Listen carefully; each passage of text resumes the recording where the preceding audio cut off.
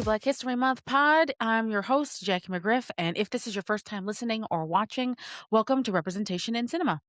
We talk about the films that center Black, Brown, and Indigenous voices, as well as the film industry itself. I'm not only your host, but also the founder, director, and co producer of Our Voices Project, a production company committed to sharing the stories and lived experiences of Black, Brown, and Indigenous peoples through visual storytelling and truth telling. We're community engaged filmmakers who firmly believe that you can't center films on these communities without being in community and in solidarity with them. If you're watching this on YouTube, hit that subscribe button and the little bell to get notified about new episodes when they drop.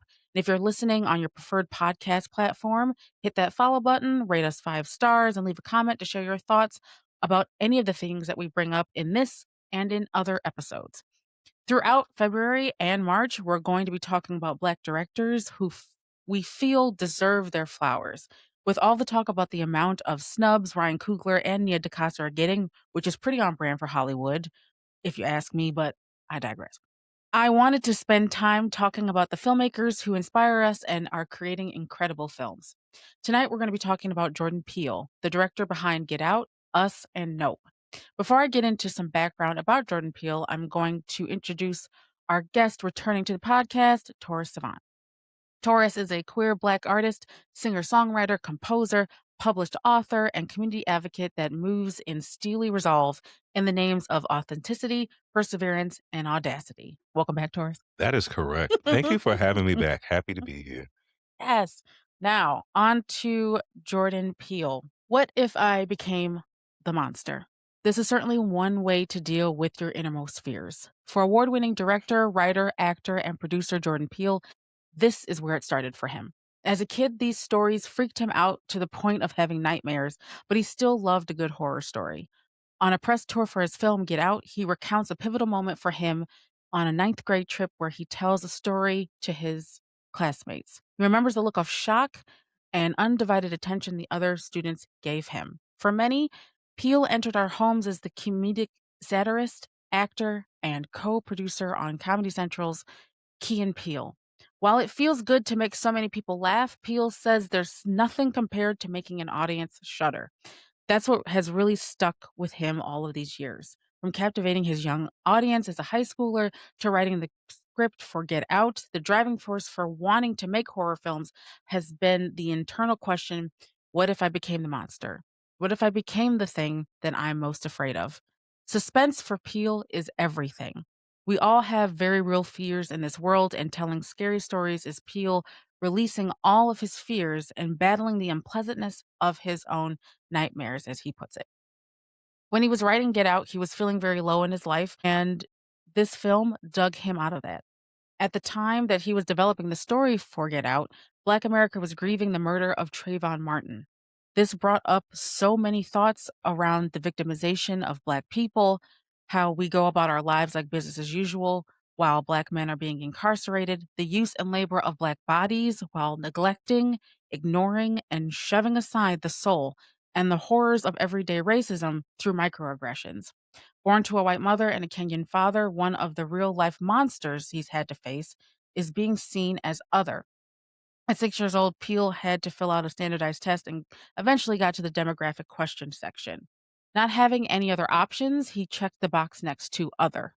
He didn't fit into any of the boxes that the world told him he was supposed to fit into.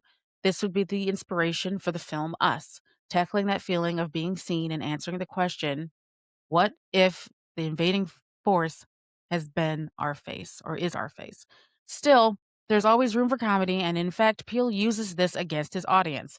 His writing style often leads the audience assuming that we know where it's headed, only for it to go in an entirely different direction, giving us a moment of comedic relief, leaving us just vulnerable enough to bring this horror right back to the surface.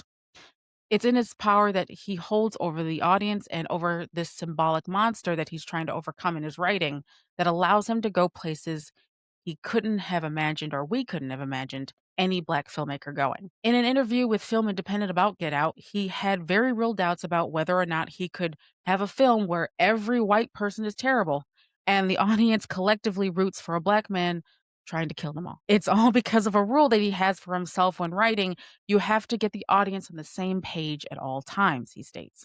He not only dreams up the unexpected, making for a very engaged audience locked in for a good horror film, but also embedding thoughtful commentary about race, being seen as the other, and our obsession with spectacle. This is why we're giving Jordan Peele his flowers. If you haven't already watched his films, we highly recommend that you do so.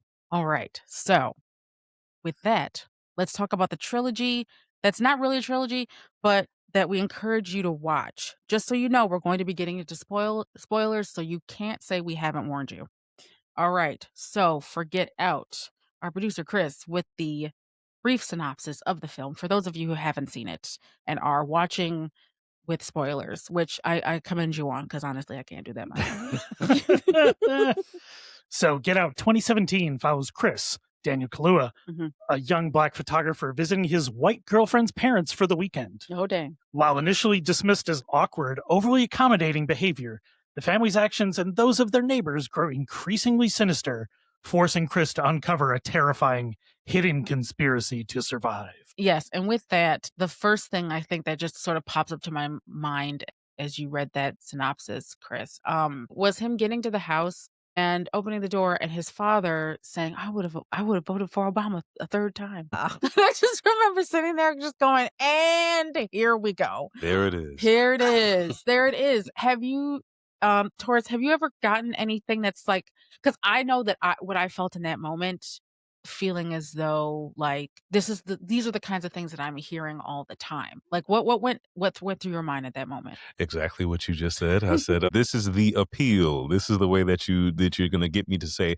hey, I'm on your side, regardless of whether you are or not. But that's something that would immediately put the antenna up Yeah, yeah, in yeah. my head. So I'm glad that he thought enough to start having the same thought. Yeah, because it always strikes me as like, okay, says that, yeah, no, I'm one of the safe ones. I'm one of the good ones. The It's good the whites. good whites. It kind of likens to all of the, what was it? It was the white women who wanted to wear the like the blue bracelets to let us know that they're on our side or whatever. I Do you remember strangely that? don't remember that, No, and I'm okay. kind of glad I So, don't. no, that's fine. That's fine because there are probably corners of the internet, especially specifically I'm talking about TikTok, that it was nuts. Like there were people, okay. So there were these this is white woman who got on TikTok and was like, we want to show that we were in solidarity, that we, weren't one of the ones that voted for, the what do I call it now? Not Obama. Yeah, the not even not Obama. No, it was this past year, like the 2024 election. This is what this was the go-to. It Mm. was like this is what at least reminds me of it again and again, because of course Get Out is one of my comfort horror movies, if such a thing exists. But let's just say it does. For that purpose. But so there were white women who wanted to show that they didn't vote for the Cheeto. And so they were like, The important line in the summary that I think will add some important color okay. to this situation, inspired by Taylor Swift's Eras Tour friendship bracelets. Like, so That is the really? white icing on the white cake right there. I mean, these bracelets is reminding me of saying, well, if a black person comes near me, I won't scream. In fact, I'll unlock my door. You can come in and you can take whatever you like. It's reparation. Yeah, but that's literally these are the kinds of things, Mhm. right? That like is that are said. It's again, I think, especially when like looking back at interviews with Peele talking about Get Out, all of his films, the way he starts his writing process, it's like thinking through all of these different things that have just been circling in his mind, the things that really have just either been like bothering him, the things that he's fearful of. And, one of the things is that the way in which you're having to deal with all these microaggressions, like even though people mean well, that doesn't necessarily mean like you are a safe person to be around, right? You'll say things to like prop yourself up as someone that we can trust, but then in the midst of all of that, you're still doing stuff that it doesn't deem you safe. And the thing is also too, like Peel often talks about or has talked about how, again, he's wanting everybody in the audience like to be on the same page. So of course, for black folks, watching the film, we're going to resonate with that. For anyone who is not black, you're seeing seeing the world through Chris's eyes. So you know that it's okay, there's an awkward thing here or it's an embarrassing thing. Like if you're a white person watching this, you're going, "Oh God, did he really just okay." Like that is like it so it's all of these things you're essentially again looking at all of this, with through Chris's eyes, and so you have to have everybody in the audience, like, on the same page to get why and how this is a very awkward, like, thing, but then it doesn't stop, right? It does It not. does not stop, right? They finally go in and sit down. The dad is like, "So how long has this thing been going Yes. on?" And I'm like, "I okay." And, like, and the thing is like, see, and none of this, like, again, ah, it's the way in which it's done, it's also, like, it's during the day. There's nothing, like, jumping out at you. There's nothing that's, like, your quintessential, like, horror, but it is, like, every day for Black folks in this country. It's another thing that we're having to deal with, and that in Mhm. and of itself is the horror. Peele said that the reason when he started developing this story, he started writing this story, he was thinking very much like a producer because he wasn't sure whether or not he would actually have access to a lot of the kind of like the special effects and visual effects that you would normally assign in a horror film where you have a monster or something. So he's like, "You know what? I'm going to put the horror in the dialogue. I'm going to put the horror in like the acting," which definitely Reads. it It reads definitely very reads. well. Very well. What are some of the other moments for you, Taurus, when you're thinking about Get Out and everything? And I'm also just like wanting to really like talk about like the impact. I talked a little bit about it, with those not it's not the opening scenes, but kindly when things start to like pop off. So like what is a moment for you? Well, watching it, I mean, as an audience member, I mean, I think everybody who watches it as a Black person, whether you're a man or woman or somewhere in between, looks at that and goes, "Oh, intuition's up. I know this is about Mhm. to turn." And we're all waiting for the moment where he goes, "This is the part where we're going to just kind of, he's going to break out and leave." Mhm. But the fact that he tries to stick in there so much, when they talked about this distant relative, Mhm. because in the you know what, now Get Out was released in 2017, correct? Yes. So I've seen it last year, so I've heard lots of references to uh I don't want to call it like the centerpiece of the movie, but I call it the centerpiece of the movie, which is the Sunken place. And Yes. so hearing about it for years and years and years, and then finally seeing it, and I was like, this is exactly what I envisioned it would be. It's exactly that. And the way that you can get trapped in Mhm. there and you root for him and say, how's he gonna find his way out through channeling of mediums and sort of things like that. That's kind of the part for me is when does he find when he finally gets out and realizes, yeah, this is not for me. I got to get out of here. And if he was choosing to leave her behind, was true love going to prevail over Mm. racism? And how much were you willing to withstand from this family to have this relationship until he realizes the entire time it was you.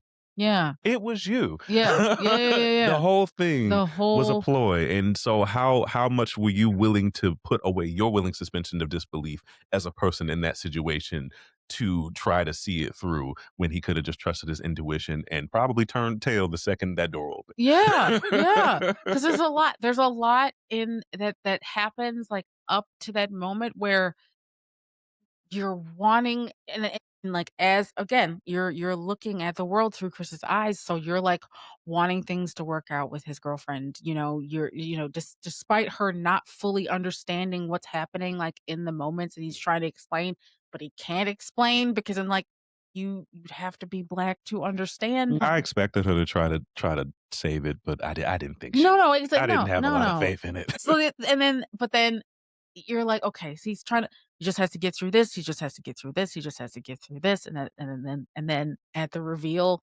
it's like, "Oh, we waited too late, we waited too late, you Mhm, should have been gone, you should have been gone." mhm. Um, and it's like, it's all of these, like, different things. Now the part that I'm, like, kinda like, "You know what? I could definitely see."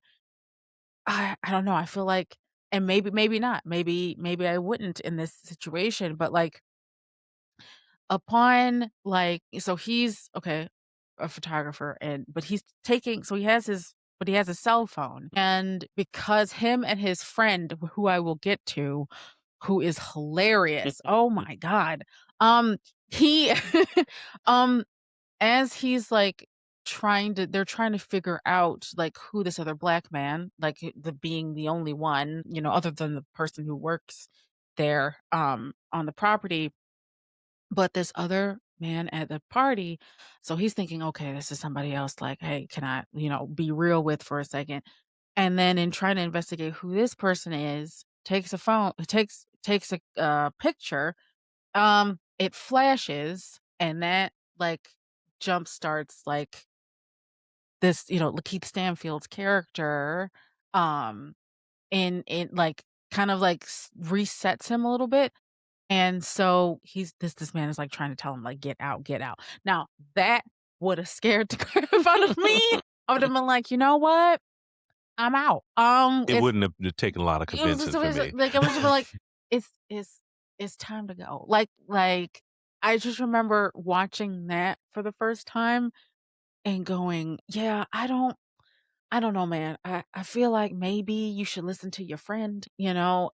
Yeah. I mean, between the fella and the house lady, My god. that's what she is. She's I mean, I found them to be the best adjective I can describe. Uncanny, Yeah. completely uncanny. Where it's just like those are people who are around the house. These are people who seem familiar, but clearly something's astray, and we couldn't quite figure out what it was. And the fact that he still wasn't adding all that up to still realize why he should leave or even try to get them out. I appreciate that he did make a valiant effort to say, hey, maybe this is a let's all try to escape out of here. But Yeah.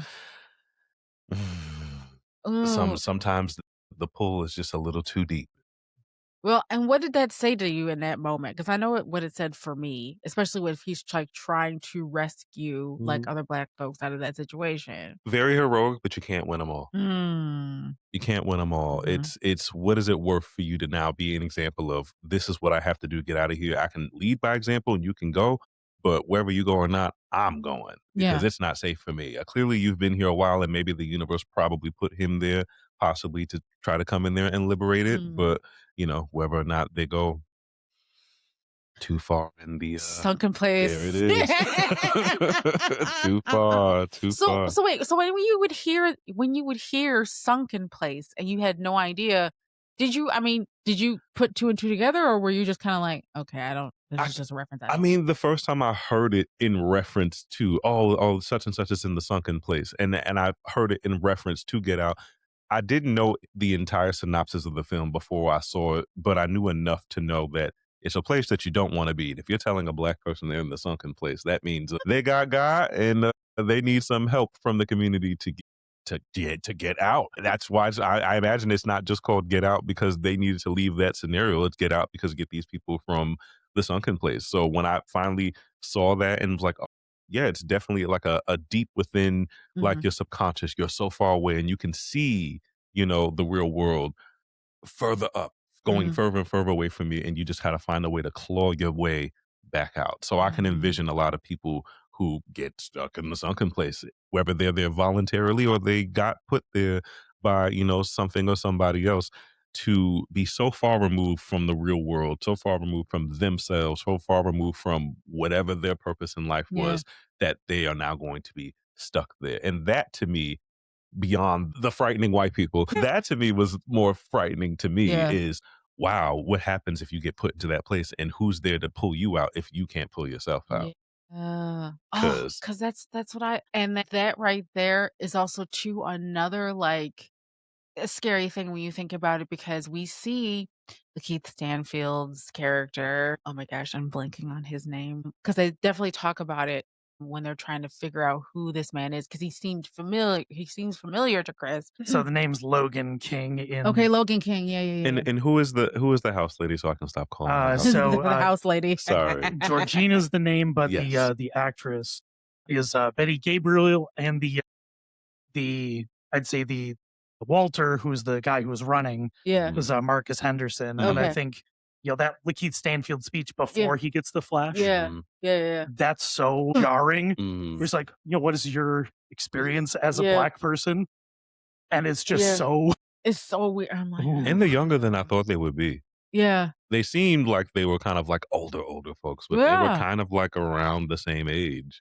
So Yeah, it's yeah. And so the like I said, like the horror, like going back again to like Keith's character, like the opening scene is him getting like kidnapped, getting snatched, like out he's out walking, and then, bopped on the head and then thrown into a trunk, like, and then of course then, you see him, his consciousness, like everything about him is totally changed. And then we never see him again. So it's like, oh my gosh, like this man is just like minding his business. And then he just like, you know, you never see him again. And he's never himself again, except for maybe that one little moment, right, where he sees the light, and then that's it. They reset him, and then yeah, it's a very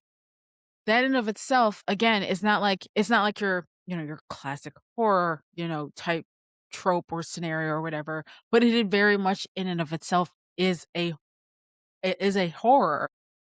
And then, like I said, I think in the intro, Peel was very much thinking about the disappearance of black men, especially them getting snatched off of the street and put into prison. Folks just going about their business as if it's business as usual. And I think that is very prevalent, especially when we're talking about not only just like the central theme of like trying to again liberate your people who are so deep into the sunken place that it's mhm. like impossible, like, to get them out. I think it's also again, in those moments, like, you're seeing that theme, definitely carry throughout. Were there any other themes that really stuck out to you, Taurus, with this film? To be quite frank, I think everything well, not to say everything, but the majority really did kind of center on the sunken place, but even to your point about, being dragged off the street, which is an allegory for folks who are being dragged off the street, Yeah. disappeared, never to be seen again, and then if they are seen again, they've been through some unspeakable horrors that Mhm. when they come back, they're not quite the same. And I think that girlfriend's evil family, there's a smidgen of a trope there. Mhm. Even when you kind of watch it in the beginning and go, right, well, this is a black man, this is a white girl. He's meeting the family. Of course, it's going to be an awkward sort of Yeah. Yeah, yeah, introduction. yeah, yeah. You do kind of wonder how awkward it's going to get, but because it's a theme of the film, it's like, well, how sick and twisted could it really turn to be? And maybe I was slow on the uptake as to not suspect the girlfriend as the culprit Yeah. at the Yeah. end. It seemed like she was trying to help, and I loved the moment when he did realize that it was her and then understood what he kinda had to do. Because what's it work? From my understanding, I don't think they had even been together that long for that to, like, No. I like don't think it was no, I don't think it was that long. you could leave her behind. You can find you a nice Nubian queen who will not put you in the sunken place. That's what you get for driving out the West Bummer Freak. But good effort. Oh my He was already goodness. nervous about it in the first. So like Yeah. he, despite his apprehension, still decided to give it a chance. And now he's like, well, this is what I get. Yeah. So now he knows in the future he ain't gonna ever do that again. When this film first came out, there was a kind of like this is the only like instance that I actually compare this to Sinners, but in the same way that Sinners got a lot of discourse, like a lot of people talking about it, a lot of people breaking it down. I remember Get Out like doing somewhat of the same. Maybe it wasn't necessarily like so much on social media because of obviously like social media has grown so big now, but I was seeing a lot of YouTube breakdowns of Get Out. Which sparked a lot of conversation. And so one of the things that I remember someone pointing out is like, okay, when Chris realizes that he has to find a way out of the situation, um, he ends up using cotton to plug his ears That's right. Yes, he did. so that he wouldn't get, put back into the sunken place and everything. What for you thematically does that call for you? Yeah. I think you know. But for the greater audience who just needs a little bit more of a visual aid, Because we know what it means. We know. cotton like cotton gin, like plantations, like slavery. Ironically, the one thing that is going to plug your ears, guys, people do put cotton in their ears to block things out. And hypnotism is kind of a tool used to kind of suggest people to do what you want. So when all you have is that, it's an ironic twist of fate, Yeah. but it saved his life. Yeah. You know, 'Cause I certainly wish he had something else. 'Cause that was the thing that, like, really stuck with me because I'm like, "Okay, Peele, what is it that you're trying to say?" Because, like, the fact that he's, not able to do any like, he's obviously tied down, they have this, like, hypnotism, like, mechanism, right, with the teacup and everything, to sedate him essentially for him to, like, have to claw through the seat, and use the cotton, that's the thing that kept tripping me up because I remember, like, again, watching that, someone bringing that up and then going, "Oh my gosh, okay, Peel, like, why would you use that?" And I guess and I don't know if it has anything to do with, like, using the master's tools. That's what I kind of think of. I see why Yeah. not try to use the things that are being used to oppress you against Against the yeah, oppressor.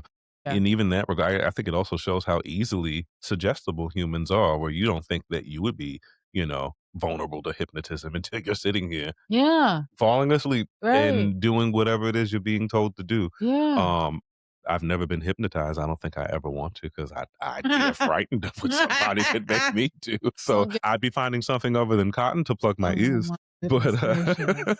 but Crazy. bless him for thinking quick. I mean, Yeah. and even this being Jordan Peele's directorial debut, Yeah. because what we know is like I said, I know him from Mad TV and then Mhm. eventually Key and Peele. So Yeah. seeing Yeah. such a dissonance Yeah. from something that makes me laugh to something that makes me incredibly uncomfortable. And that's the point Yeah. because how many times have I watched I can't say I've ever watched a film like that, Yeah. much less a black film with black actors who are I mean, in 2017, Mhm. speaking how we speak in Yeah. 2017, I mean, I guess now it's 2026, so now it's almost 10 years. Oh my god. So many Mm. things have changed since then, and so many things have been really the same. Mhm. So that a film that was from 2017 you could watch today and it Yeah. still has extreme cultural relevance. Yes. I also love that I mean, well, Chris is a photographer and I appreciate also, I mean, just Yeah. because I'm also a photographer. And I just appreciate that. But also, like, the fact that so they're using their bodies, they're using their labor, to get something for themselves. Um, and the whole conversation that Chris has with the person who ends up buying him, like, is Stephen like Root's character in the yes, movie. Yeah. yeah, yeah. He was like, "Oh, I don't you know, I it doesn't matter to me what color you are, I just want your eyes." It's a whole What a it's a thing to whole say. conversation in itself, like, you have no regard for, just another person's being, another person's well-being, another person's autonomy. Um but then the fact that like, on top of it is that you are taking and it's for the very purpose of taking from Black people. So for you to say something as wild as that really was just, again, hitting home, like, so many of the themes that Peel was getting to, and that just I was like, there are, like I'm like, so many ways that one that one could go about, like, correcting one's eyes, and then, like, you would go to that extreme. It's like, again, it's like one of those, like, again, fantastical things, right, that, horror films especially allow you to do. Just it's mind-blowing, and I remember just sitting there with my mouth was just wide open. I'm like, it's like, with everything else that's happening in the movie, like, that was Mhm. one of the things that's, like, Yeah. really just, like, messing with me. Mhm. It was Crazy. also the capstone of a series of comments that were the fetishization of Black excellence, Yes. and that all of them in of themselves were like, oh, you have an amazing eye, you have this. But Yeah. it was the capstone of that fetishization of that Mhm. excellence that was the whole point, Mhm. that how insidious that was at the same Mhm. time. Yeah. Yeah. It was really something. Yeah. That's why I like this the synopsis that said the word sinister, because that was the only way I could describe it. Yes. Sinister. Sinister indeed. But thankfully, this man gets he's able to get out of the house without, like basically the having to fight off all of these people, this entire family. Let's talk about that cop car.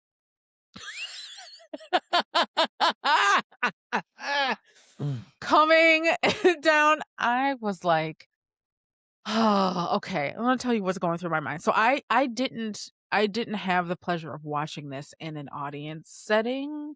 Um, like I think I rented it off of like, ooh, when Redbox was a thing. Wow. Yeah, right. Exactly. What a time to be What a alive. time. What a time. So I rented off Redbox because everyone was like, Jack, you need to watch this. You need to watch this film.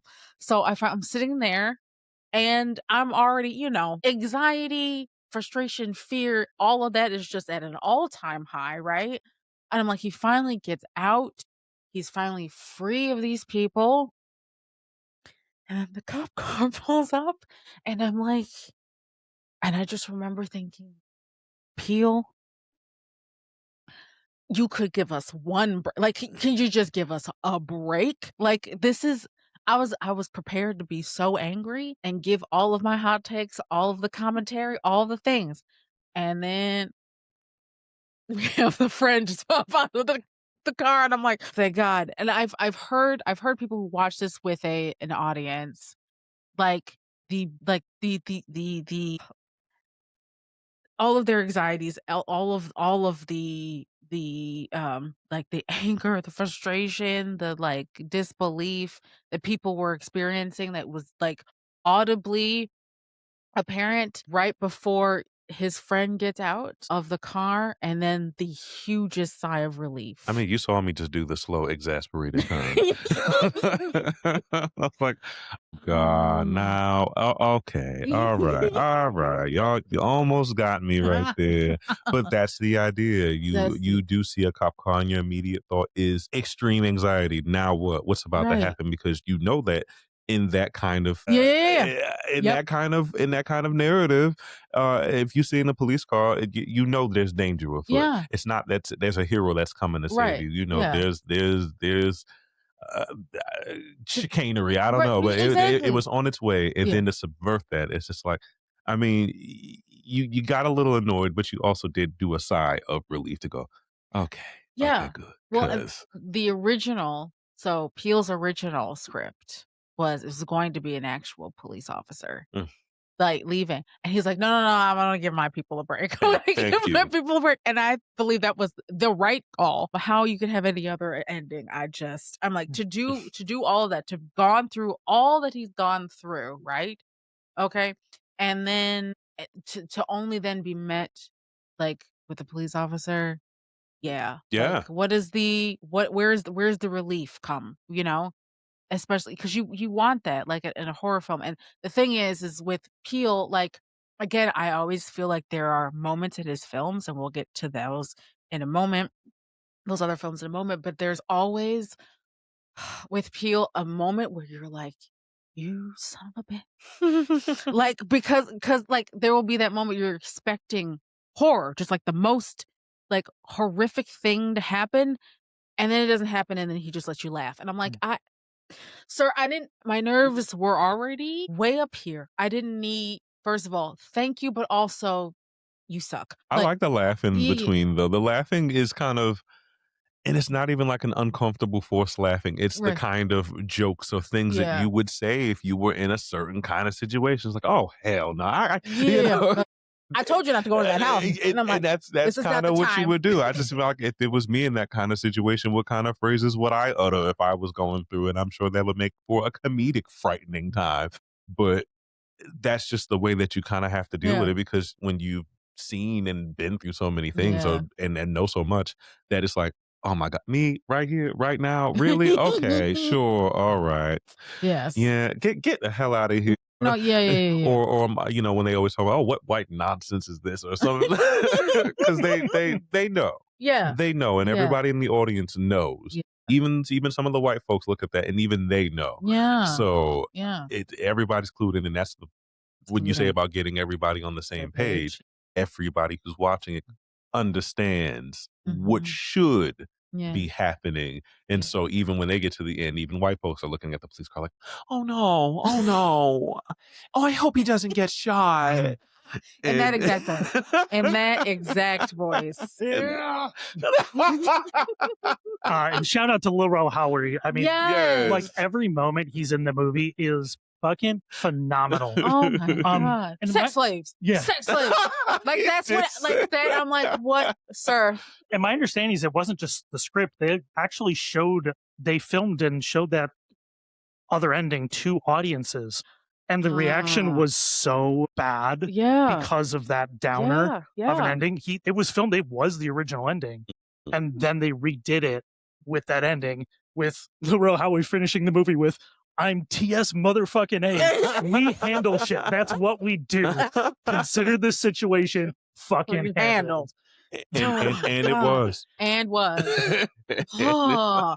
But and that right there is such as annoying as it, like, it's such a satisfying, because again, like, just like the film, like so many things, right, speak to reality. And so for us to have gone through so many things, especially like with Chris, gone through this whole thing, seeing him fighting his way out, finally getting out, finally being free of his family, and then to not be met with some sort of like relief and release, like, is just is doing a disservice to your audience. So I'm glad he because if it was a white film, that would have happened.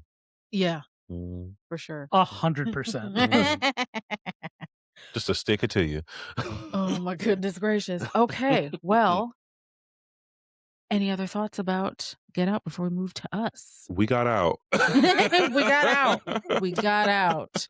Absolutely. All right. Yes, ma'am. Chris, our synopsis for us. 2019 psychological horror film Us follows Adelaide Wilson, Lupita Nyong'o, as she returns to her childhood beachfront home in Santa Cruz for a summer getaway with her husband, Gabe, Winston Duke, and their two children, Zora, Shahadi Wright Joseph, and Jason Evan Alex. And with supporting cast of Elizabeth Moss and Tim Heidecker, but also two versions of Lupita Nyong'o, Winston Duke, and the two kids. Yes. All right. So this is now, Taurus, you said this is fresher, like in your mind. Yes. So I'm going to let you take the reins on your initial reaction to this film. My initial reaction to this film, majority of what I was saying as I was watching it was, girl, what the fuck? Really and truly. I mean, I would say it was definitely a slow burn because I knew there was some sort of ominous. So I went into it knowing a lot less about it than I did about Get Out. So I didn't know the synopsis of it at all. Oh, except for, seeing a smidgen of like, what it, the creepy face in the title card. Yeah. Yes. Yeah. Watching it, and first of all, before I even continue, Winston Duke's The Man That You Are. Yes. Speak on it. That's all I had to say about that. They understood it. The audience understood the exactly audience understood what we were talking about. Wholesome family of, them going along, and then I saw the childhood scene, and the joy of being at an amusement park with your family, and your family who gets a little bit too turnt and can't really pay it. So that something obviously happens when she disappeared for the amount of time that she did. You just don't know exactly what. I'd see her apprehension about going back to the beach, and my immediate thought was, something's afoot. I don't know what it is, but something's afoot, and we're going to find out. He's trying to enjoy his vacation. I know the boy's he's a little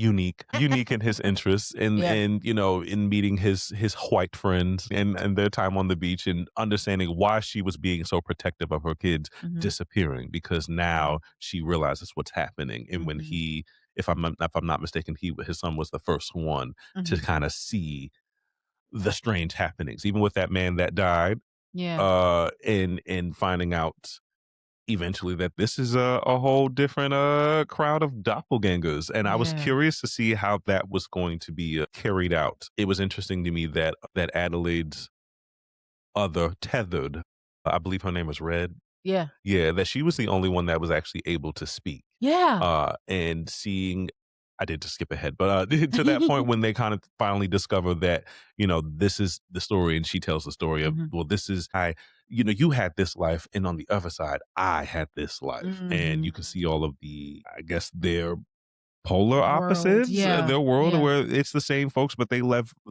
very horrific lives, and how the one person that was really helpful in kind of helping to navigate through some of this horror Mm. was the odd son. Mhm. He was able to kind of channel in and stop some of these things from happening. I love that they all came in and took action. They weren't just a screaming family going, they jumped in there and said, no, they were swinging bats. He Yeah. went out there, Winston Duke's character, Gabriel. I think his name was Gabriel. He jumps into action to defend his family. He Mhm. had to get a little buck when he did it just to try to Just scare blow in him. the And then face when he off. realized, it's like, uh-oh. But it didn't stop him Yeah. from jumping out to try to really defend his family. And, Mhm. the Adelaide, she did the same. Yeah. And I liked that there was more focus on the daughter, because at first I was like, well, what about her? Because that was the only doppelganger we hadn't seen a lot of. And then Mhm. Mhm. she appeared, and Yeah. the whole joke about her not being able to drive the car when she drove that car. But it really does make you think of, you know, I guess to many people going to an amusement park or like a state fair and going through a house of mirrors, that's scary for many. Mhm. It wasn't scary for me. I mean, you're gonna hit some walls. But finding your long lost, murderous, violent, evil monster doppelganger in there is a twist I kind of wasn't expecting. And Yeah. then the fact that there's a whole crowd of people all Yeah. together, like, it's a whole nother world of evil doppelgangers who are carrying out whatever mission they are. It got put on the news and how they were going to deal with that, Yeah. especially at the ending where you saw it on camera, and it's Yeah. like, so then what? Right, exactly. And I'm glad that everybody made it out alive. I mean, sorry for the White family. I guess, they didn't, but Yeah. sorry to those folks. But our folks made it out Our folks, alive. that's who we care about. Swinging and mauling and clawing and clubbing and having Mhm. to face some pretty violent fears, because you Yeah. think about what you would be doing in that kind of situation if that's what you had to face. And if you're Yeah. not immediately prone to violence, your immediate thought is fear. You're going to be paralyzed. You're going to run away, but Yeah. if you got to fight for your life, then this is what they were willing to do Yeah. to survive as a family. But Yeah. I can only imagine that therapy bill will be very, Oh, very, goodness. very costly. Yeah. For real though. For real though. Um, oh my gosh. The I I do remember there being, because like I had seen this movie later. I think Nope is actually the only film I saw of Jordan Peele's in the theater. But with Us, I remember there being a lot of talk about Lupita Nyong'o's character, her role, her performance, and how well she played it. Like people were thinking she might win an award for this. Um, that didn't happen. And just like thinking about her performance, she's playing, and I know they're all essentially playing, two characters, but as you said, Lupita's is the only one who is playing whose doppelganger talks. Mhm. And so for her to perform not only just Adelaide, but then also Red, I think just speaks to her like abilities as a performer, as an actress. And I just remember being captivated, especially in which the way that she is playing someone who essentially all of these fears are being brought back as she knows and she realizes what is happening, that she realizes this thing that I was avoiding for so long, right, is right back here. So just having to face that. She's playing that on one hand, right? And also too a parent, right? She's concerned for her family. She wants protection for her family. And then at the same time, now she's also playing someone who she's playing the very thing, right, that is after her. And this whole like philosophy and also to the what Red has had to go through as well. Just seeing the dynamics of both of those characters and her having to play that against each other. Again, it is not easy. It's I think it's easier for, someone playing 2 roles for one of them, if not both of them, to seem cartoonish. Because again, it's a lot to play 2 very different characters. Again, going back to Sinners, we we saw that with Michael B. Jordan, there. And so I think that really speaks to someone being very skilled, right, in that area. And I was just like, once again, y'all only want to award us, right, for playing tropes. Because Mhm. like her Academy Award winning film was 12 Years a Slave. Uh-huh.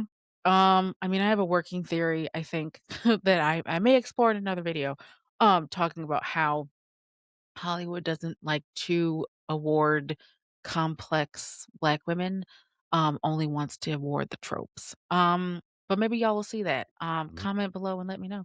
If you want to see that, because I'm definitely thinking about it. But yeah, I really I think it is my favorite performance by Lupita. Um, yeah. It's so layered Yeah. because we haven't touched on the fact that, the version she's playing, the normal version, Yeah. is Yeah. untethered, Yeah. and that all the time she's wearing the mask of being normal and is being normal because Yeah. is no normal as part of the other thing. Right. Is Right. like Right. Right. she's always played that mask, Mm. and then the other character knew what it was like to be non-tethered Yeah. and was tortured for decades in that world and came out with that, Yeah. gravelly voice. All of the time, both sides are wearing that mask of I was Yep. this Yep. and I'm Yep. now this. So she's playing it at 4 levels all the Yes. time. Mhm. It's an astonishing So performance. It's Mhm. so good. so And Chris, good. you said it before I did, which is that was there was a part of me that wondered if there was a twist in which they were possibly Uh-huh. each other and she made her way out. Especially at the end, I'm like, oh, are they gonna notice? Because she was definitely doing that stare in the car at the end, and then she Yes. just said, you know what? This is my life. Let's just go on and roll with it and let's just do what we have to do. Because I also kind of thought, especially in the way that she had to, you know, maim. She had to do a lot of maiming, and after Yeah. she's coming out, she's protecting her family. She's covered in blood. She looks disheveled. Yeah. I'm like, oh, I wonder if this is the part where now she becomes a monster. And then Mhm. I think that was kind of the foreshadowing that said, Mhm. yeah, Mhm. that's what happened. And even to me, the other bigger theme about the fact that they were meant to be puppets, controlled from the underground to kind of, Mhm. carry out whatever bigger mission they were supposed to be. And Yeah. obviously they all got abandoned because humans. Right. Yeah. Yeah. But also shows why that probably should not happen, why there should not be clones or doppelgangers, because it inevitably would lead to certain kinds of destruction if left unkept. They're Yeah. not eating food, they're Right. eating rabbits and put into places where they can't see the light. Mhm. And so just I'd be hard pressed to know what would have happened had their original mission had succeeded for whatever they were really trying to accomplish with the tethered. Yeah. But the fact that this one family was able to come out unscathed, well, I wouldn't say Right. unscathed, but Right. Right. as alive, hearts beating, There you go. There you go. There you go. breath and lungs.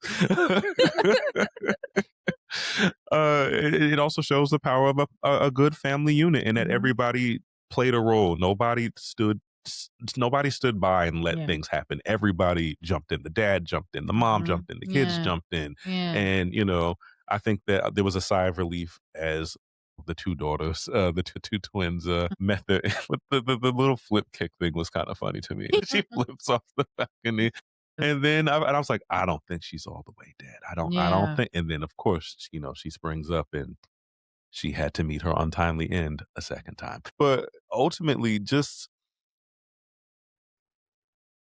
I was left kind of speechless after I watched Mhm. it because again, I had no idea what I was going to see beyond the title card. Yeah. So, for the first quarter of the movie, Yeah. it's like a wholesome family vacation trip Yeah. that's probably going to go wrong, but Right. you just don't know how it's going to roll wrong Yeah. until, and I see why she wouldn't want to go back to Santa Cruz as nice as that was. Right. On the Crawdaddy, the boat, and the fact that the dad's doppelganger also tried to start up the boat by slapping the engine. I thought that was, He's just here. it veers to the left. He's in the water. He goes, it's still veering to the fucking left. Even in danger, you're still like, God damn it, this boat. Oh my God. It's something I probably would have said too. It's like, Winston Duke gets to play like this, like wholesome, nerdy, like guy. I absolutely enjoyed. He was so funny in this film. It's just coming off of M'Baku, right? With Black Panther. Yep. Like I just love seeing the range. Dad, I don't know if he's been in anything like he's been in a few other movies like since then, but like just seeing I'm going to watch yeah. the range for Rochester Native. Yeah, exactly. Yes. You don't know Winston Duke is from Rochester, New York, where we currently are. Wow. Well, for anyone who's obviously like listening from or watching from elsewhere. Yeah, we're not in Portland, Oregon. Yeah. Sorry. No. Anyway, moving on. But no, for me, I think what you were saying, Taurus, too, like towards or actually at the end, right? When you're seeing like when you sort of have like this whole she's they're driving and she's kind of like looking at her and you're like, oh my God. I I think when the credits were rolling, I'm sitting there like, okay, so what, first of all, what did I just watch? Second of all, what am I meant to, and not in like a bad way. It's just like, oh my God, like, okay, there's so much that happened in this film. And I don't know if I've still fully like, even though it was like as I was preparing for this, for this podcast, like I think this is the one that still leaves me kind of like in like a state of shock. Like as far as, trying to piece together, okay, what is it that I am meant to take away right from this film? Peele says that when he was developing this story, again, it calls back to like his thoughts of feeling like the other or being seen as the other, as being labeled as other. I guess they didn't have like when you're filling out the demographic questions and stuff. When he was filling it out, I guess on that test there wasn't like, multiracial or biracial or anything on that list. It was, either if you're not African American or if you're not, white or, any of these other things, you go into the other box. So it's like going back to that, okay, what if, what if the thing that I'm facing, the thing that I fear is myself? What if the thing that I, fear, like this whole idea, right, of people fearing um, what is strange, what they don't quite understand, what they don't know. I believe around that time, uh, Chris, could you look up when was this movie released? This was 2019. 2019. Okay, so like 2019, and I guess at that time, Peele was again thinking through, not only just thinking about like his experiences with being labeled as the other, but there was a lot of discourse and conversation too around how people often reject the other, or people are often put into a box because they're misunderstood. And so him coming up with this question of, well, what if the other looked like me, right? Like how would you respond, how would you react? And so I mean that's definitely like throughout the film. And yeah, I don't know, like what I guess, especially for that scene, I'm thinking of the scene of when it's being broadcast on the news and it's like all of this the doppelgangers, I guess, like standing in the line, like joined hands. Oh my God, what was it? Hands Across America. Hands That's what Across it is. Hands Across America. America. Yeah. Which it was this. So this is one of those like optimistic 80s kind of Yeah, things. yeah. So this was like the, we are the world and hands across America, and all we have to do is come together with optimism, and it's going to solve all of the world's problems. Right. And using that as that echo, I think was really smart. And it's It's funny that you mentioned that other as well, because he also formulated this as more of a pure horror movie because the genre of the first movie people were confused by. I don't understand how somebody could be confused by it, but the fact that people didn't call it There you go. That's milkshake. and it wasn't a single milkshake in that film. Because I think, this was his inspiration from the Twilight Zone as well, was this goes into that classic sci-fi horror things while also caring from his experiences. And there's a quote looking at some of this was when he came up with the idea of the tethered living underground is when he was taking the train home from studying at Sarah Lawrence, where you get out of the train and you have to go down through an underpass and come out the other side. There's no one else there, just this dark American town. I'd come up and look over to the other side and picture seeing the tail end of myself going down that same tunnel to presumably emerge right near 30 seconds later. And that's where I love to start with a horror story. What's this primal thing that's affecting me in a way I don't quite understand? Yeah. Yeah, it's the way in which like artists will come up with a concept, especially for a story, just in like everyday life, I think is an incredible thing. Because then you'll watch a film or you'll see something of theirs, and then you're listening to interviews and stuff, and it's like from the most mundane thing, or at least the seemingly mundane thing, and then just how their brain like that it informs like something that's going to be part of this incredible story that they're telling. I just think it's really cool. Yeah. By the way, I cannot let this moment pass without mentioning, and I think that our audience at wherever they're at, we would smack me if I did not mention the genius use of "I got 5 on it," and they turned it into a horror instrumental orchestral situation that now every time I hear that song, I think of the ominous behind it. I love that he was trying to explain the song to the. Is it about drugs? Because no, it's not about drugs.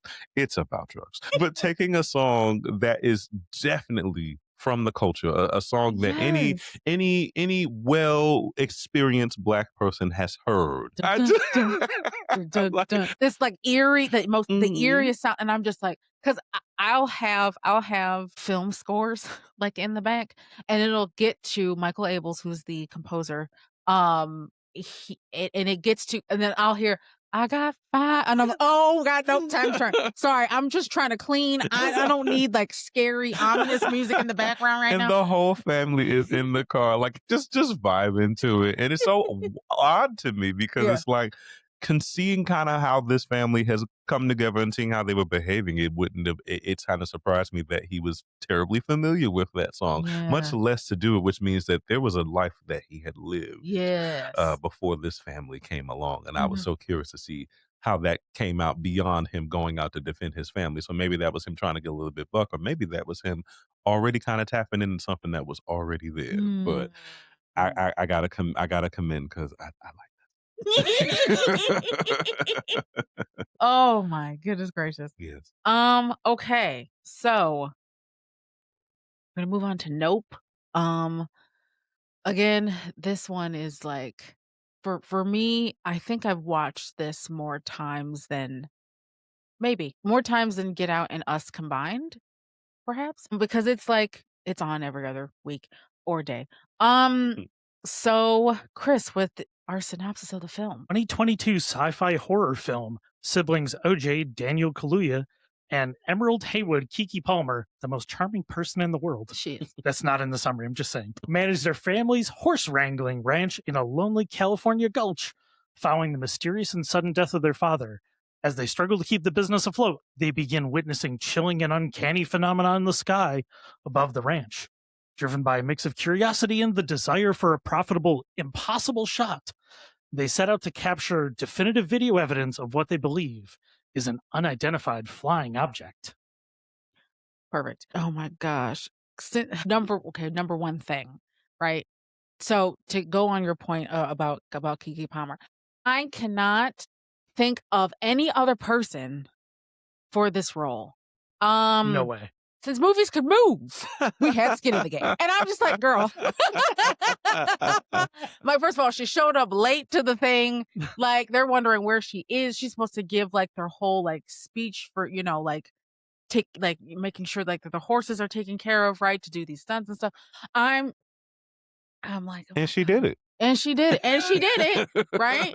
I mean, like, things are he's like super worried and stuff, and he's like, not obviously, like, he has stage fright, like he doesn't want to have to do that. Like, that's her I felt her so whole bad thing. for him. I felt did. so bad. 'Cause Clearly he's an they're introvert. dicking Like, him around. He yeah. That's but she comes up and just she comes up kinda and she just does what she needs to do to secure. And then of course, I mean, and she I did do a little what anybody singing on the side. Right. Yeah. I was like, and of course she's gonna plug her thing. I mean, if you're gonna be in front of a film, why not? I mean, take that opportunity. You know what I'm saying? Because her goal, she said, this is for Oprah. Yeah, this is Oprah. Oprah. Well, no, you said Oprah. No, okay. So so Oprah was his thing. I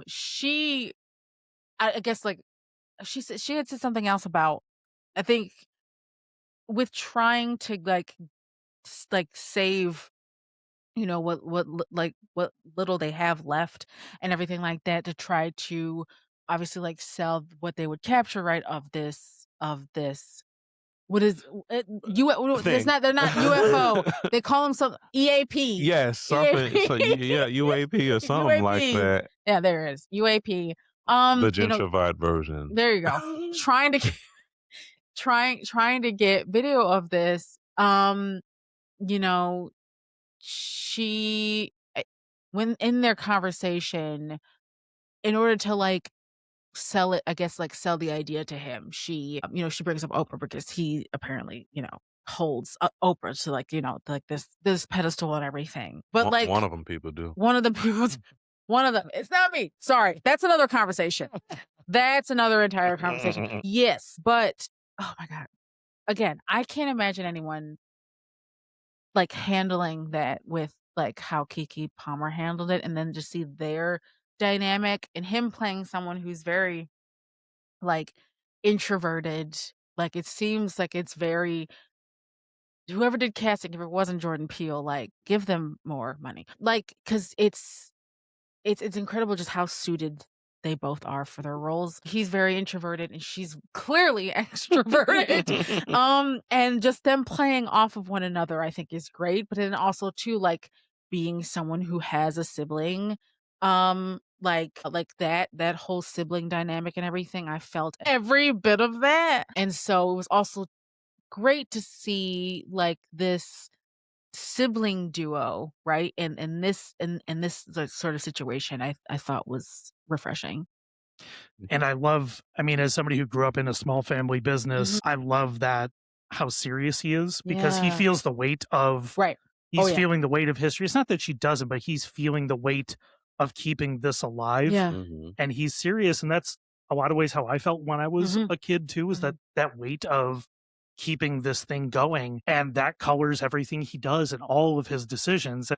She's more of that free spirit, big character, and that seriousness and also introversion. Like, those two combine into that version of Daniel Kaluuya in this film. And it's really, that was the thing that hit me most, and part of why I can't watch it too much is because it hits home to me in a very personal way. Yeah. For me also to that point, the reason for him like being so serious also too is, you find out later that the father, this was something that it was father and son, that it was like bonding time, but then also too, like, the father wasn't including like her or M as much, right? So it's kind of like this distant thing. It was like, oh well, you won't let me have, right? This was supposed to be my horse, right? You're training my horse. It's training my horse. Like, this was supposed to be also my thing. When the fact that she doesn't feel as included, or she wasn't included as much, also speaks to why she is the way that she is. But he looked out. He looked out. I know this whole thing. Was I like great that they did that. Yes. That was sorry. nice. For people, for people who are listening. We see, they did the fingers, we see you, we see each other. That's what I just did. Yes. Yeah. In the film. If you have no idea what we were talking about, please go back and watch the film. Yes. I think it's available now on Peacock. It is. Because that's where I've been watching it. So because like I said, it's my comfort horror film, if such a thing exists. So I can't move on without talking about that opening scene. Dear God. Okay. The one with the monkey.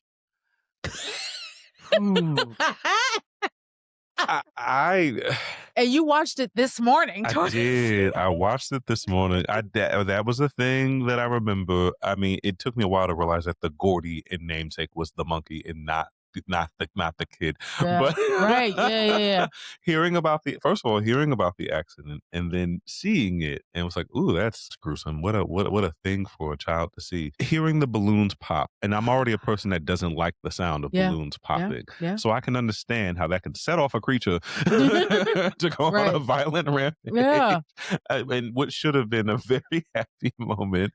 But I see why, Stephen Yeun's character would want to capitalize on that, because like, look at this really terrible thing that happened to me. How about he even said like, oh, I usually charge people to see, this memorabilia. Yeah. And mind you, OJ, who is not OJ Simpson. Right. Right. Exactly. But still had his father's namesake. Like, he's here to do business. And, she's obviously a lot more loose with her mission, and she has other things that she wants to go do. Yeah. So she's kind of more interested in, of course, the spectacle of it all. Yes. So she wants to, see what's going on. But, in that, or getting roped up in finding out what this thing is. And then first,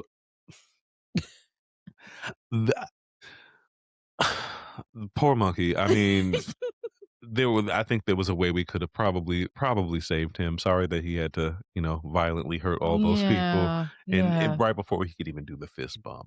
Right before we could do the fist bump. Bloody fingers and all. Oh God. I'm like, that's one scene. You know what? That is one of the scenes that I will, like, if because it's on in the background. I'll have it on in the background, and it gets to that part, and I'm like, we just gonna fast forward a little bit, head a little bit here. You didn't want to hear the Donkey Kong noises? I don't need to hear gorilla I don't need to. First of all, I don't need to hear the like noises of like the blood and stuff. I'm good. It's pretty intense. It's intense. I'm just going. I'm sorry. I still keep laughing at they could. I wanted them to use real monkey sounds, so the fact that they used the Donkey Kong sounds, God, that's kind of funny. Like, it's not supposed to be funny. No, it's like the really actual sound of real people screaming in terror, and it. Yes, it's uncanny for me. I'm sorry. Should have had the sound effects of people jumping over barrels. Yes, you may as well. I did think also that when they said UFO, I'm like, I didn't think it was going to be like an actual UFO until it kind of sort of was. And then when I was looking, I was like, why does this look kind of like the bottom of a cowboy's hat? It did. And everyone kept calling it something else. And I'm like, am I the only one who's seeing the bottom of a cowboy hat? This is the bottom of a cowboy's hat. I wasn't quite sure as to what was happening until I saw the remains kind of spilling out of there. I will say that, eventually when it did take its true form, I did find it to be a little visually unpleasant, but and all the sounds, but the fact that they braved, all of that and setting all the things up with Angel, the store clerk, who had a much bigger role than I ever thought he was going to have. I thought we were going to see that man once and we were never going to see him again. I did not know he was funny too. I loved that. But bless him, because he was an integral part in, trying to set up all of the things they did to get footage of what was happening, and the fact that they just kept on coming back, because all I had to hear was the rumbling, and y'all would never have seen me again.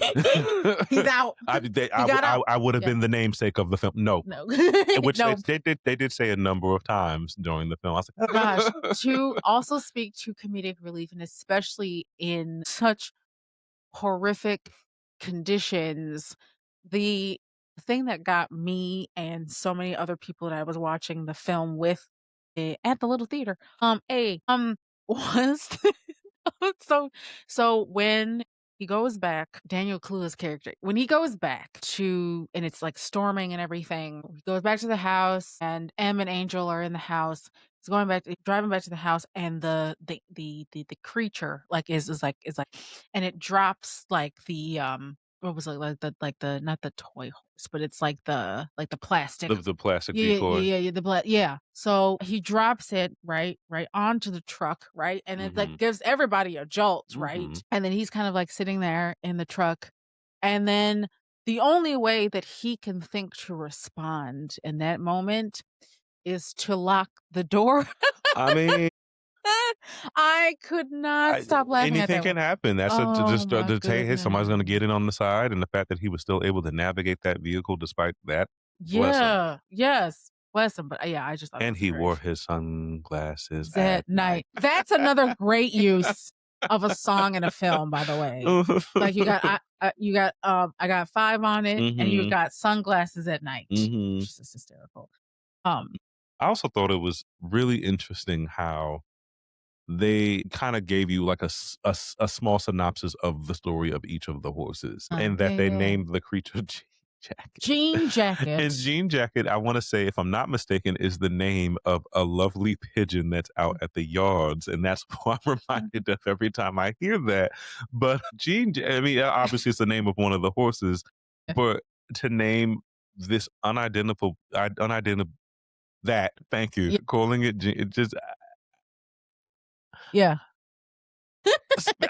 I was speechless through and numerous parts throughout this film, whether it was through the comedic timing that kind of caught me off guard Yeah. and the strange horrors of people continuing to scream and retch and all sorts of things that was Yeah. Oh happening my god, to that them, ooh, and then that taking its scene. form of a jellyfish or whatever it was It had, trying to like, be. so many, like it took so many forms throughout this film.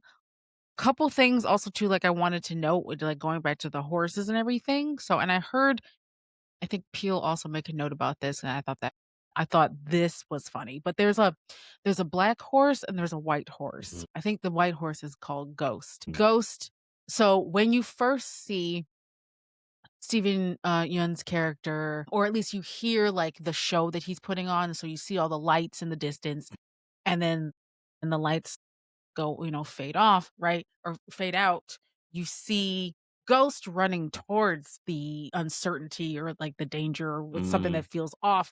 Whereas the black horse is like, you know what? I'm gonna stay right here. And Peel makes a note of this. He's like, yeah, there's a reason why the white horse goes out there and the black horse stays put. And I'm like, that's 'Cause the hilarious. black horse was lucky, right? Yes, black horse was lucky. The black Mhm. horse was like, Yeah, I don't think so. yeah, I I don't think think I ain't going. The black horse said no, Mhm. like, basically, and I just thought that was a funny note, and now Mhm. I can't unsee that, and I just think Mhm. it's so I mean, I funny. also laughed a little bit when that scene happened and, like, the music stopped and Yeah. everybody was kinda in disbelief, but I don't know why I chuckled when, like, the slushy machine stopped too. It's like, when that stopped, "Oh, you know it's about to something's about to go wrong if the slushy It's machines about aren't to working. go People are about to lose their lives." but they lose their lives indeed. And then they Yeah. did. Oh, Sorry to those people. sorry to those people. God, the biggest theme, of course, is about the spectacle and not getting sucked literally getting sucked into the spectacle. I think throughout the film, what was great about that is a few things. One is the fact that, like, the thing that actually ends up, essentially, like, not necessarily, I don't wanna say saving, but, for them to be able to get footage, was none of these, like, digital devices. Mhm. It was the analog The hand devices. crank Yes, the thing from the hand well. crank. Right, which is again, we're so consumed by all of these things, like, this new technology, right, that you know, we get sucked in, we, like, lose out on, like, other things, and so the fact that it's actually analog that actually ends up capturing what Mhm. they've been trying to capture this entire time, which is just an amazing thing. Also, too, like, you have so many people, I mean, like this the thing that really gets me too is, like, the cinematographer, like, towards the end, who, you know is someone who's very skilled at what he does, is like, is constantly saying, "This is," you do, I do one for them and I do one for me. It's something that in the film industry, we're constantly hearing, especially from directors who, may get into the industry doing something that they're not necessarily like passionate about. Like they still care about, obviously, but then they have their passion projects and stuff. Something you're constantly hearing. But then even someone whose job it is to capture, the spectacular, I think also getting like sucked into that, I think is also says a thing. And then the last thing is like throughout the film, you're constantly seeing again little things here and there about like the family dynamic and the way that they were brought up and how they get along and everything like that. But then I don't know, it's like and I'm starting to lose my train of thought. There are these little things like that happen throughout the film that really just like serve the greater story again about like spectacle and family. And the thing it just came back to me. So what Daniel Kaluuya's character is noticing about this creature and how it behaves, right? Whereas like Stephen Yeun's character thinks that he can tame this creature because he had that moment, right, with like the monkey in the beginning, right? He thinks he can control, right, this creature, but because Daniel Kaluuya's character, what is his name again? Oh my gosh, OJ. why? Thank you. I'm like, well, I don't know why I'm blanking. OJ, because of the way in which that he has been trained, right, to handle horses, knowing all of these like unsung like rules or unofficial rules, right, how to essentially break an animal, that is what informs how he then deals with this creature and then it eventually meets its demise. I just think that was also a very like cool thing, so Also, Keith David, the man that you are. Keith As David. brief as he was on screen, what an I impact wanted he more. he, he made. Yeah. Like I said, I love the family. I mean, when you mentioned cinematography, I thought of two different parts, Yeah. specifically the part where OJ was chasing away with the on the horse Yes. through all the dust clouds, and the other part Yeah. Oh, I with love that. Emerald on the bike. Yes. Yes. Which like apparently is a reference like at the end when she slides. Akira. So I was like, Yes. Akira. We love a little nerd moment. And it was so cool because how Yeah. many times do you get to see black girls on bikes Yes. doing that? It was so many like juxtapositions all in one. So Yeah. I appreciated that reference Yeah. in the smaller tone. Like it Yeah. obviously this film, it reads like a Western. And I guess California is the West. Yeah. Oh I yeah. mean, Which when is I think of the West, I think of, yeah. Arizona and Texas and Right. Montana and shit. Yeah. But But no, I really do. Yeah, I appreciate that. When you had talked about that one scene, with when they're getting footage before, of course, the cinematographer then goes and takes it with him, and I'm like, oh, it was such a great shot. But it was this shot where you see OJ like on the horse, and then you see like the creature behind him like coming hmm in, and you have like the swell of the music. It hmm sounds very much like a western. Like I hmm think that's the part every single time I hear that and watch it, hmm like I just get excited because that's the kind of like epic scene that you don't see. You don't see a lot, especially with black characters, and hmm so yeah, so that was a really Yeah, cool it sequence. was. Also, Yeah. my expectations were subverted because I genuinely thought they weren't going to get the shot. I Mm, really mhm, didn't. So yeah. then that they did. Yeah. It's like, oh, so now I was so curious to find out what their Oprah excursion was going to look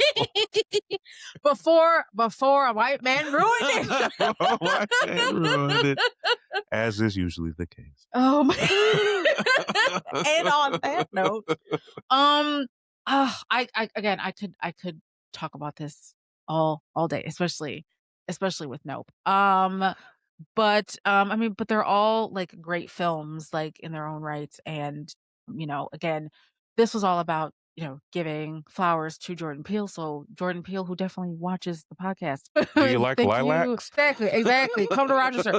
But seriously though, no, I really appreciate, what he's given us, with these films. And I'm looking forward to more of what he has to bring us. Taurus, real quick before we wrap up, where can folks find and support you? Well, you can find me at TAURUSSAVANT on all the nice social medias. Also at bandcamp.com on the Spotify. I have some songs about some terrible things I've experienced in my life. Nothing that I suppose is horror film, but you never know what may happen.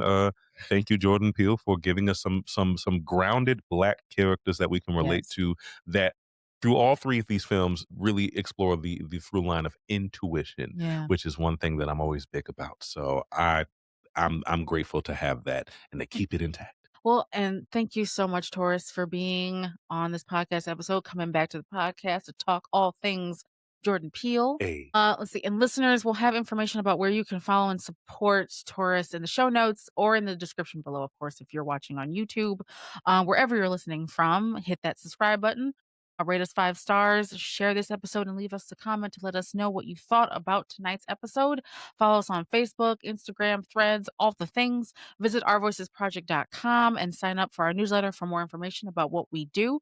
We'll be back with more episodes every Thursday with old and newly released movies that centered Black, Brown, and Indigenous folks, general movie news, and interviews with film festival programmers, curators, film critics, and filmmakers. Next week continues our series on Black filmmakers, their stories and contributions to cinema.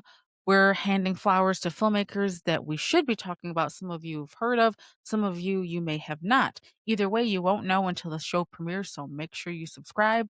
This has been Jackie McGriff, your host for this episode of Representation in Cinema. As always, thank you for listening.